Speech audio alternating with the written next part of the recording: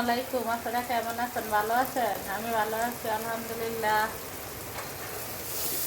এই যে ইলিশ মাছ ভাজি করতেছি, হাফ কেজি রান্না করবো না, মা ছেলে দুইজন। এই ইলিশ মাছটা হলুদ মরিচ লবণ দিতে, কাঁচা মরিচ নাই, আর একটু জিরা ধনিয়া গুঁড়া দিচ্ছি। আর এই যে ইলিশ মাছ ভাজা, এটা দিয়ে আর গরম ভাত, এটা দিয়ে একটা চলবো, আর কিছু রান্না বান্না করবো না। শরীর ভালো বলতে শরীর দুর্বল, উঠতে পারি না বিছানা থেকে। শরীরটা ভীষণ খারাপ লাগে, অসুস্থ। দোয়া করবেন সবাই, সারাদিনই অসুস্থ, মরণ রোগে দস্ত মনে হয়।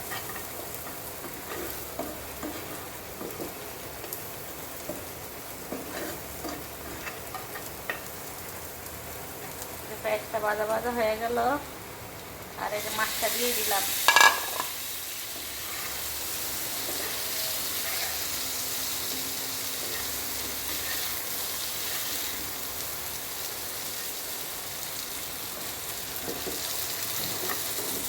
মাছ ছেলে দুইজন, এই দুইজনের সারবো, ওরা রাত্রেবেলা আসবো, এগুলি দিয়ে খাইয়ে নিব। আর কিছু রান্না করবো না। ডাল রান্না করলে ডাল চলে না, কেউ খায় না ডাল। এক পাতিল ডাল দিয়ে দিচ্ছে একটা কাজের মানুষের।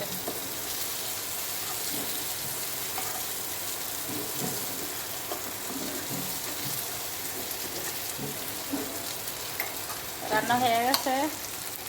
আর কি ইলিশ মাছটা ভাজিয়ে নিচ্ছি আমি অফ ক্যামেরায়।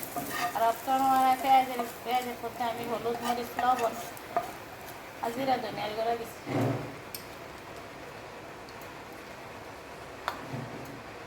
ইলিশ মাছের সাইজ একটু ছোট।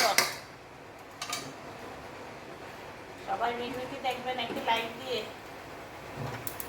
আর সবাই আমাকে দোয়া করবেন। একবার মাঝখান থেকে একটু সুস্থ হয়েছি, এখন আমার 3-4 দিন আবার অসুস্থ হয়ে গেছে, শারীরিক অবস্থা খারাপ, শরীরের অবস্থা ভালো না। এমনি এটা শরীরও ভালো না।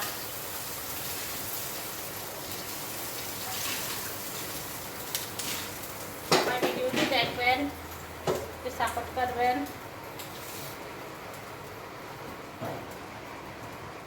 মাছ ভাজিটা কেমন হলো জানাবেন। ইলিশ মাছটা বেশি বড় না, একটু ছোটো সাইজের ইলিশ মাছটা কেটে একসাথেই সব রেখে দিছি।